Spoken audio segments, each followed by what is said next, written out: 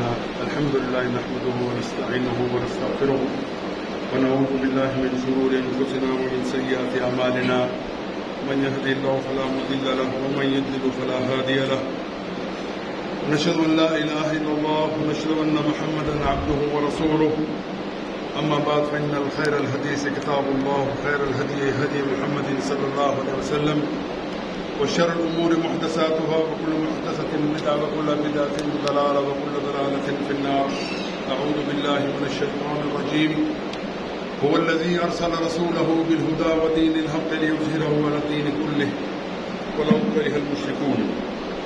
رب اشرح لي صدري ويسر لي أمري واحلل عقدة من لساني يفقهوا قولي. اللهم أرنا الحق حقا وارزقنا اتباعه وأرنا الباطل باطلا وارزقنا اجتنابه. آمین یا رب العالمین. آج جس قدر خطرے کے اندر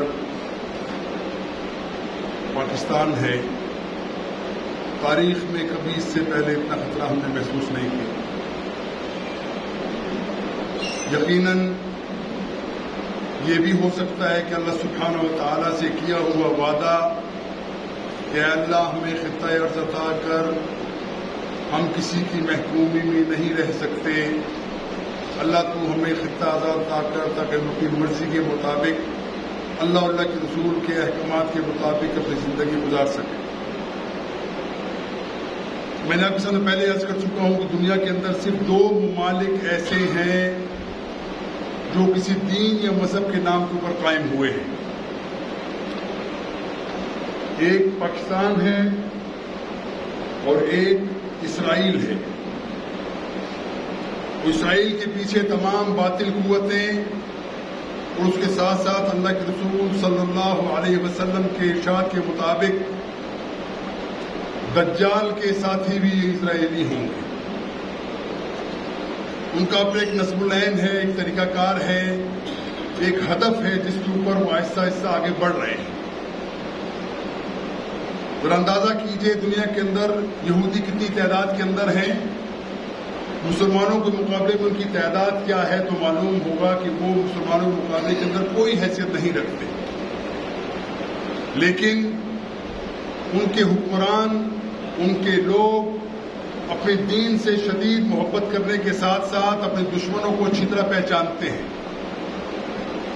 اور یہودیوں کے نزدیک ان کے سب سے بڑے دشمن عیسائی تھے اس وقت کے، جنہوں نے حضرت موسیٰ علیہ السلام کے بات ماننے کے بعد حضرت عیسیٰ علیہ السلام کو ماننے سے انکار کر دیا. جب عیسیٰ علیہ السلام اپنی نبوت کا اعلان کرتے ہیں تو یہی یہودی کہتے ہیں نعوذ باللہ من ذالک کہ یہ ولد الزنا ہے، یعنی حرام کی پیدائش ہے عیسیٰ، اس کے باپ کا کوئی پتہ نہیں ہے، اس کو تم کیسے نبی مانتے ہو، کیسے رسول مانتے ہو. لیکن اپنی چالوں سے اس طریقے سے ٹریپ کیا گیا کہ آج وہی عیسائی جو جانتے ہیں کہ یہ عیسیٰ علیہ السلام کو انتہائی غلط طریقے سے پکارتے ہیں، ان کو القاب دیتے ہیں، کتابوں میں لکھا ہے، وہ تمام ان کے ہم نوا بن گئے. لیکن اس کے اندر بھی کچھ لوگ ایسے ہیں جیسے پروٹیسٹنٹ ہیں، وہ اپنے اصل دین کے اوپر ہیں. وہ سمجھتے ہیں کہ اصل میں عیسیٰ علیہ السلام واقعی اللہ کے رسول تھے، اللہ کے نبی تھے، اور جو بھی ان کے ساتھ منسوب کیا گیا ہے یہ تمام چیزیں فضولیات ہیں. اس طرح یہ سمجھ لیجئے کہ عیسائیوں نے اپنے ایک دشمن کو، یہودیوں نے اپنے ایک دشمن کو سرنگون کر لیا، اس کے اوپر غلبہ پا لیا، وہ عیسائی ہے. اور یہ بھی یاد رکھیں کہ یہودی اپنی کتابوں میں لکھتے ہیں، ان کو علماء لکھتے ہیں کہ ایک وقت ایسا آئے گا اس دنیا کے اندر سوائے یہود کے دنیا کے اندر کوئی انسان، کوئی مذہب کسی پر قائم نہیں رہے گا، ہم سب کو تہہ تیغ کر دیں گے. اور یہ ڈھکی چھپی بات ہے، وہ کہتے ہیں جب ہمارا گریٹر اسرائیل بنے گا، جب ہمارا کرائسٹ آئے گا، وہ آ کے دنیا کے اندر اپنا نظام قائم کرے گا. نظام قائم کرنے کے بعد سوائے یہودیت کے دنیا کے اندر کوئی چیز موجود نہیں رہے گی. ابھی یہودیوں کے نزدیک سب سے اس وقت جو دشمن ان کا ہے، نہ وہ روس ہے، نہ وہ چین ہے، نہ وہ یورپ ہے، بلکہ سمجھتے ہیں کہ مسلمان ہمارے سب سے بڑے دشمن ہیں. ان مسلمانوں کی دشمنی کو انہوں نے آزما کے دیکھ لیا کہ 60-70 سال سے فلسطین کے اندر وہ ظلم و تشدد کی ایک انہوں نے فضا برقرار رکھی ہے، قتل و غارت کرتے ہیں، مسلمانوں کے مقدس چیزوں کو وہ پامال کرتے ہیں، مسلمانوں کو قتل و غارت کر کے ان کو آخری نشانہ بناتے ہیں. لیکن امت مسلمان نام نہاد یہ مردہ امت مسلمہ خاموش ہے. تھوڑا بہت کبھی احتجاج ہو جائے, کوئی بات ہو جائے, جیسے انڈیا کے اندر معاملہ ہوا, احتجاج کر لیا. ذرا سوچیے, غور کیجیے, کبھی اللہ کے رسول نے احتجاج کیا؟ وہ قوتیں جو اپنی طاقت کے اوپر اللہ پہ بھروسہ کرتی ہیں, ان کبھی احتجاج نہیں کیا کرتی, وہ اقدام کیا کرتی. لیکن ہم نے سمجھا, غرب سے ہم نے سمجھ لیا کہ احتجاج کرو, مظاہرہ کرو, اپنے جذبات کا اظہار کرو, اس کے بعد بس, اس کے بعد مزید کام نہیں کرتے. دور کی بات نہیں کرتے, قریب کی بات کرتے ہیں. ہمارے برابر ملک افغانستان کے اندر اللہ سبحانہ و تعالیٰ نے جیسا بھی نظام قائم کرنا تھا, نظام قائم کر دیا, اور وہاں پہ یہودیوں اور عیسائیوں کی تمام قوت کو مٹی چاٹنی پڑی, ناک رگڑنا پڑا. سوچو کبھی انہوں نے احتجاج کیا؟ سوچو کبھی میڈیا میں کبھی آئے کہ افغانی آج نکل کے آئے, امریکہ کے خلاف احتجاج کر رہے ہیں یا روس کے خلاف احتجاج کر رہے ہیں؟ نہیں, ان کے پاس قوت ہے, ان کے پاس لوگ ہیں. اور یہ یاد رکھ لو کہ ہمارے اور افغانیوں کے اندر ایک بنیادی فرق سمجھ لیجیے. ہمارے یہاں معاملہ دین کا وہ نہیں ہے جو افغانیوں کے اندر ہے. افغانیوں کے اندر دین کا معاملہ ہم سے بہت بڑھ کے ہے. میں نہیں شاہد ہوں اس چیز کا. افغانستان کے اگر وہاں سے 30 لاکھ لوگ مہاجر ہو کے پاکستان آئے تھے تو وہ تمام مہاجر نہیں تھے, اصل میں وہ تمام مجاہد تھے. وہ کس طریقے سے, ایک گھر کے اگر 4 افراد ہیں یا 5 افراد ہیں, مرد ہیں, ان میں سے 2-3 بندے اپنے گھر میں رہتے ہیں, باقی 3 جو ہے وہ افغانستان کے اندر جہاد کے اندر مشغول رہتے ہیں. جب ان کا ٹائم پورا ہوتا ہے پھر وہ اپنے گھر آ جاتے ہیں, جن کے دوسرے بھائیوں کو بھیجتے ہیں. یعنی یہ معاملہ اس طرح چلتا تھا. یہ معاملہ کوئی اسٹینڈنگ آرمی افغانستان کے پاس نہیں تھی جو کہ مجاہدین کا ہمکاری کر سکے, ان کے ساتھ چل سکے. لیکن کبھی انہوں نے احتجاج نہیں کی. احتجاج کرنے کا نشانی یہ ہے, مطلب یہ ہے کہ ہم کمزور ہیں, ہم کبھی آگے بڑھ نہیں سکتے. کبھی آپ ایک اور چیز مثال دوں, آپ ہمارے قریب کی مثال.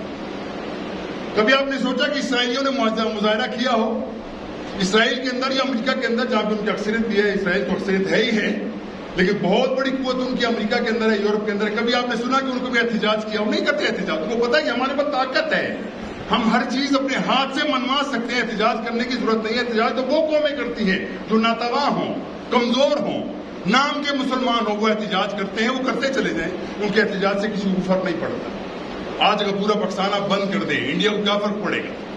کوئی فرق نہیں پڑے گا. لیکن اگر آپ کے پاس طاقت ہو, قوت ہو, للکارنے کی بات ہو کہ ہم یہ بات نہیں ہونے دیں گے. دیکھیے ملک کے دنیا کے اندر مختلف جنگیں ہوئی ہیں. پاکستان کی 3 جنگیں ہو چکی ہیں انڈیا کے ساتھ. کس وجہ سے ہوئی, کیا وجہ تھی؟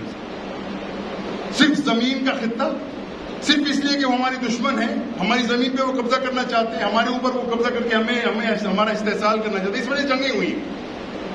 اللہ کے رسول کی توہین کیا اس سے کم ہے کہ ہم اللہ کے رسول کی وجہ سے کبھی جنگ نہیں کر سکتے؟ اعلان نہیں کر سکتے کہ آج کے بعد جو شخص اللہ کے رسول کی توہین کرنے کا جرم کرے گا, اگر وہ سوچے گا بھی تو اس سے ہماری جنگ ہے. کیا عظیم وہ جنگ ہوگی جس کے لیے اس کے پشت پہ سب سے بڑی بات کیا ہو کہ ہم اللہ کے رسول کی دفاع کی ہم بات کریں. اس کے لیے ہم جنگ کرنے کو تیار ہیں. کسی شخص کی جرت یہ نہ ہو کہ وہ اللہ کے رسول کے خلاف کوئی بات کرے, اسلام کے خلاف بات کرے. لیکن یہ کام کون کر سکتا ہے؟ جو اپنے آپ کو آزاد سمجھتا ہو, جو سمجھتا ہو کہ ہم واقعی آزاد ہیں. علماؤں نے ہمیں آزاد پیدا کیا تھا. جیسے حضرت عمر رضی اللہ تعالیٰ عنہ کو قول آتا ہے, جب ان کو پتا چلا کہ ان کے گورنر کچھ ایسے معاملات کے جو حضرت عمر کے احکامات کے خلاف تھا گھر میں, اس نے اپنے دربان رکھا اور مسائل لباس پیدا کیا, اس کو بلوایا کہ تو آپ میرے پاس حاضر ہو جاؤ. اس سے کہا اللہ تعالیٰ نے تو تمام لوگوں کو آزاد پیدا کیا تھا, تو نے کب سے ان کو غلام بنا لیا؟ تو نے کیسے دربان اپنے اوپر کھڑا کر دیا؟ کیسے تو اپنی وہ چیزیں کرتا ہے جو عام لوگ کرتے ہیں؟ تیرا کام کیا تھا کہ تیرے معاشرے کا سب سے جو گھٹیا آدمی ہے, گھٹیا نہیں کہنا چاہیے بلکہ سب سے حقیر جو ہے, سب سے کم درجے کا آدمی, غریب آدمی, مفلس آدمی, تیرا اسٹینڈرڈ اس سے اوپر ہونا نہیں ہونا چاہیے, اس کے برابر ہو, ورنہ اس کو بھی اسٹینڈرڈ اوپر لے کے آؤ, اس کو بھی اتنی سہولتیں مہیا کرو جتنی تم لیتے ہو, ورنہ تم اس سے بڑھ کے اگر آؤ گے تو تم یہ ظلم کرو. تو یہ تھا اسلام کا وہ نظام جو ہونا چاہیے تھا. لیکن آج ہم صرف احتجاج کرتے ہیں. بھائیو یاد رکھ لو, میں انتہائی خطرناک بات آپ کے سامنے کر رہا ہوں, اللہ کرے ایسا نہ ہو, خاتم بدان میرے منہ میں خاک یہ چیزیں ہو جائیں. لیکن ہمیں اس طرف جانا پڑ رہا ہے, مجبور ہم جانا پڑ رہا ہے. اس کے اندر پہلی بات سمجھ لیجئے, یہودیوں اور اس کے اہلکاروں کا ایک بڑا ہدف یہ ہے کہ وہ پاکستان کے اندر ایسے حالات پیدا کر لے کہ بھوک ہو, افلاس ہو, ننگ ہو, غربت ہو, مہنگائی ہو, اس درجے کی مہنگائی ہو کہ یہ لوگ ہمارے قدموں میں آ کر گر جائیں, ہم سے بھیک مانگیں, ہم ان کی ہتھیلی میں چند چیزیں رکھیں, اس کا پھر ان پہ بلیک میل کرتے چلے جائیں. نمبر 1 یہ.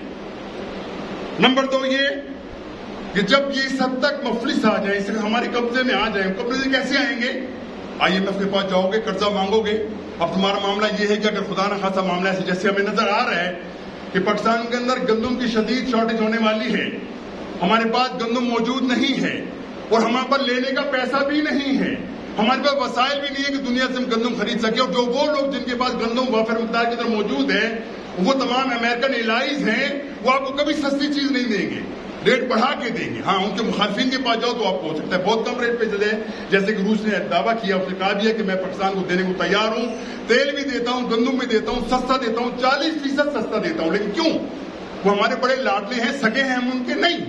وہ وجہ یہ کہ وہ امریکہ کی مخالفت میں ہمارے سے کرنا چاہتے ہیں. لیکن آپ نے امریکہ کو آزما کے دیکھ لیا, 70 سال سے آزما رہے ہیں. اس سے بڑے غدار لوگ دنیا کے اندر کوئی نہیں. غدار کس کے؟ اسے مسلمانوں کے نہیں, انسانیت کے یہ غدار ہیں, انسانیت کے استحصال کرتے ہیں, انسانیت کو ہمیشہ ذلیل کرنے کی کوشش کرتے ہیں تاکہ ان کا جھنڈا بلند ہو جائے, ان کے مقابلے کوئی اوپر نہ آ سکے. اس کا معاملہ کہ خدا نہ خاصا یوں بڑھتا چلا گیا تو پھر ایک وقت ایسا بھی آ سکتا ہے. اور ایک امریکن بندے نے کہا بھی تھا, بڑا لینڈر اسکالر تھا, تھنک ٹینکر میں سے لوگوں میں سے تھا, کہ ایسا وقت شاید آ جائے کہ امریکہ کا مطلب IMF ایک ہی چیز ہے, اس میں کوئی فرق نہیں ہے, وہ اتنا مقروض ہو جائے کہ ہم اس کو شرط رکھیں کہ تم اپنے ایٹمی اسلحے سے دستبردار ہو جاؤ, تمہارا قرضہ سب اتار دیتے ہیں. اور اب یہ مطالبہ تو نیا ہمارے سامنے آ گیا کہ سی پیک کو بند کر دیا جائے تو ہم تمہارے ساتھ مدد کر سکتے ہیں. مدد بھی کیا, قرضہ دیں گے تمہیں, مفت نہیں دیں گے تم, اور قرضہ بھی کن شرائط کے اوپر, جو قرضہ ساری زندگی تم لیتے رہو کبھی اتار نہیں سکو گے تم. اس کے اوپر انہوں نے ہمارے ساتھ پیکٹ کیا کہ یہ کرنا ہے تو مان لو, ورنہ ہماری دشمن کی صف کے اندر کھڑے ہو. اور یہ ایک مرتبہ پہلے بھی کہا تھا, یا ہماری بات مان لو یا ہماری دشمنوں کے صف میں کھڑے ہو جاؤ اور ہم تمہیں تورا بورا بنا دیں گے. بتایا تھا یہ معلوم ہے آپ جس کے اوپر پرویز مشرف لمبا لیٹ گیا تھا, یہ وہی معاملہ تھا. اگر غیرت کی بات ہو, عزت کی بات ہو, اور بات یہ ہو کہ ہم اپنے دین سے, اپنے ملک سے, اپنے وطن سے محبت رکھتے ہیں جو ایمان کا جز ہے, تو معاملہ اس کے برعکس ہو, بشرطیکہ کہ ہمارے دل کے اندر غیرت پیدا ہوئی ہو کہ ہم نے واقعی ایسے کرنا ہے. اور یہ بات حقیقت یہ ہے کہ اس وقت جس طریقے سے ہمارا معاملہ چل رہا ہے, اور ہم یہ سمجھتے ہیں کہ دیکھیے میں پہلے بھی آپ سے عرض کر چکا ہوں کہ ہمارا تعلق کسی جماعت سے, کسی گروپ سے نہیں ہے, نہ کسی حلیف ہے نہ ہم کی حریف ہے, لیکن ہمارا اخلاص, ہماری محبت اسلام سے ہے, ہماری محبت, ہمارا اخلاص پاکستان سے ہے جس سے ہمارا مستقبل وابستہ ہے, ہم اس کی بات کرتے ہیں. اور اگر ایسے لوگ ہیں جو پاکستان کے اندر تبدیلی لانا چاہتے ہیں, کن کی غرض کے اوپر, کن کے اعمال کے اوپر, اگر وہ یورپ کے اور امریکہ کی غرض کے اوپر یہاں تبدیلی لانا چاہتے ہیں, وہی ہمارے دشمن ہیں, وہی ہماری بچوں کے قاتل ہیں. یاد رکھ لیجیے, میں نے آپ کے سامنے پہلے کر دیا تھا, بھائی ہم جیسے آپ جیسے لوگ جب بیٹھے ہوئے یہاں پہ, ہم اچھا ہو برا ہو, بھوکے رہیں ننگے رہیں, بھوک سے ہماری جان نکل جائے, لیکن ہم پاکستان سے باہر نہیں جا سکتے. پاکستان ہی ہمارا اصل وہ ہے, ہمارا تمام توکل اللہ کے اوپر اور پاکستان کے اندر رہنا ہے ہمیں. لیکن جو بڑے بڑے جو لوگ اوپر بیٹھے ہوئے ہیں, آپ کو کیا خیال ہے کہ کوئی مشکل ہے کہ یہ رکیں گے؟ ایک دم سے ٹکٹ کٹائیں گے, کوئی امریکہ جائے گا, کوئی یورپ چلا جائے گا, کوئی بلند چلا جائے گا. مین اور آپ نے یہیں پہ رہنا ہے. اور اسی وجہ سے ہم یہ سمجھتے ہیں کہ اگر تھوڑا سا معاملہ کیا ہوتا, تھوڑی سی عقل آئی ہوتی, تمام 17 سال تجربے کو ہم نے رکھا ہوتا, کچھ تھوڑی سی عقل آئی ہوتی, بندہ کوئی معمول ہوتا. آپ بات کیا کی جاتی ہے؟ بات کہی جاتی ہے کہ ہمارے پاس زہر کھانے کو پیسے نہیں ہیں. میں آپ کے سامنے چند چیزیں آپ کے سامنے رکھتا ہوں تاکہ پتہ چلے کہ ہمارے پاس پیسہ کھانے کو ہے. یہ ہماری ترجیحات مختلف ہیں. ہماری ترجیحات کیا ہیں کہ جتنا لوٹ سکتے ہو لوٹو, جتنا تم یہاں سے پاکستان سے جو چیز خزانے جتنے لوٹ سکتے ہو لوٹو. پہلے تو ہے ہی کیا اس کے پاس. جس وقت نواز شریف کی حکومت گئی تھی, بلکہ ہم سمجھتے عمران خان سے پہلے جو حکومت گئی تھی, ہمارے قرض ہمارے خزانے کے اندر $7 ارب تھے اس وقت ٹوٹل. اور یہ چھوڑا کیوں تھا؟ یہ مفتاح صاحب نے باقاعدہ ایک امریکن جرنلسٹ سے کہا بھی تھا کہ مجھے لگتا ہے کہ اگر آئندہ ہماری حکومت آئی تو فلاپ ہو جائیں گے, ہم پاکستان کو دیوالیہ ہونے سے نہیں بچا سکیں گے, لہذا ہماری جان چھوٹ جائے, دعا کرو کہ ہم الیکشن کے اندر کامیابی ہوں. آن ریکارڈ بات. لیکن جس وقت معاملہ طے ہوا, انہوں نے الحمدللہ اپنی قربانیاں دی. قربانی دینے کے بعد معاملہ جو نتیجہ آپ کو پتہ ہی ہے کہ جس وقت عمران خان کی حکومت ختم ہوئی ہے, $22 ارب پاکستان کے خزانے کے اندر موجود تھے. $22 ارب کے 2 مہینے پہلے. اب ہوا کیا ہے؟ نمبر 1, بلاول جو کل کا بچہ ہے لیکن اس کو بنا دیا وزیر خارجہ. وہ وزیر خارجہ بننے ساتھ وہ پاکستان سے باہر چلا گیا. اور مزے کی بات, عجیب بات دیکھ لیجئے, سمجھتے دیکھیے, یہ پتہ ہے ہمارا خون یہ لوگ بہاتے ہیں. یہ لوگ جو یہ عیاشیاں کر رہے ہیں, ہمارا خون چوس کے بازیاں کر رہے ہیں. یاد رکھ لیجئے, دوحہ کے اندر کانفرنس ہوتی ہے, IMF کا اجلاس ہوتا ہے. دوحہ کے اندر جو IMF کے کارندے آتے ہیں وہ 2 اسٹار ہوٹل میں ٹھہرتے ہیں, لیکن پاکستان کے مفلس جو قرضہ لینے گئے, بھیک لینے گئے, وہ 5 اسٹار ہوٹل جا کے ٹھہرتے ہیں. اندازہ کرو پیسہ کہاں سے آ رہا ہے, یہ کون دے رہے ہیں؟ ہنا ربانی خر کے ساتھ بلاول صاحب 1 مہینہ باہر رہتے ہیں. وہ کہاں رہتے ہیں؟ स्विट्जरलैंड रहते हैं, वो जाके नॉर्वे रहते हैं, वो जाके स्कैंडिनेवियन कंट्रीज के अंदर रहते हैं, खूब अयाशियां करते हैं। पैसा किसका? मेरा और आपका। खून किसका? मेरा और आपका। नंबर 2, आप ये देख लीजिए कि 22 करोड़ रुपए इन्होंने बार एसोसिएशन को दिए। यार हाल तो ये था, इसका मामला क्या होना चाहिए था कि तुम पाकिस्तान के अंदर जितने तुम्हारे ब्यूरोक्रेट्स हैं, जितने जनरल्स हैं, जितने जजेस हैं, सबकी तुम मुराद बंद कर दो, सबके अलाउंसेस बंद कर दो, सबका पेट्रोल बंद कर दो, सबकी तनख्वाहें सिर्फ ओरिजिनल दो, बाकी सबसे बंद कर दो। होना तो ये चाहिए था।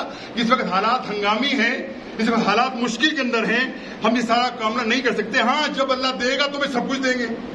आपको मालूम है कि तकरीबन 35 अरब रुपए एक साल के सिर्फ हमारे ब्यूरोक्रेट्स, हमारी असेंबली के मेंबरान के ऊपर खर्च होते हैं। 35 अरब रुपए। अंदाजा लगाइए, इस मुल्क के अंदर, जिस मुल्क के अंदर भूख है, अफलास है, जिस मुल्क के अंदर हमेशा परेशानी है, जिस मुल्क के अंदर हमें कोई समझ नहीं आती कि आप मामला क्या चलेगा। लेकिन आप देख लीजिए क्या किया।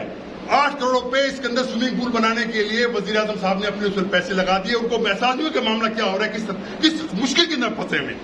आगे चलिए, 22 करोड़ रुपए इन्होंने वजीर आजम हाउस की रिपेयरिंग ऊपर लगा दिए, रिनोवेशन करते उसके ऊपर लगा दिए। और उसके अलावा 5 अरब रुपए का इन्होंने अपनी हेलीकॉप्टर उसके लिए किए हैं, उनकी मरम्मत के लिए पैसे मुख्तस किए। ये बातें तो रिकॉर्ड किए, कोई इसका हर जो चाहे इसका रिकॉर्ड मिल सकता है। और इस तरीके से अरबों रुपए इन्होंने अपने 5 दौरों के ऊपर, इमरान खान ने 3 साल में इतने दौरे नहीं किए, लेकिन 2 महीनों के अंदर अंदर 5 दौरे किए। और दौरे भी कैसे? बीवी भी साथ है, बच्चे भी साथ है, बहू भी साथ है, बेटे भी साथ है। 52 अफराद का कुंभा लेके पूरे पाकिस्तान के घूमते चले गए, मेरे और आपके खून का इस्तेमाल करके, हमारे खून को बेच के करते रहे। इनको एहसास शर्म नहीं आई कि हम कर क्या रहे हैं, इसका नतीजा क्या निकलेगा। और खुद कहते हैं कि डिफॉल्ट होने के चांसेस बहुत ज्यादा हैं, हो सकता है पाकिस्तान डिफॉल्ट हो जाए। डिफॉल्ट होगा तो क्या होगा? सबसे पहले आपके असासों के ऊपर मामला आ जाता है। सबसे पहले इंडिया तैयार बैठा है। आप एक दफा, आपका अल्लाह ना करे ऐसा हो कि हमारी एटमी असासिया के एक मतलब कोई आंच आती है, इंडिया फौरन तैयार बैठा है कि मैं आता हूं, फौरन इसको हमला करता हूं। आपके पास क्या बचेगा? कौम आपकी वो है कि कौम बिछड़ी बेचारी वो भूख से मर रही है।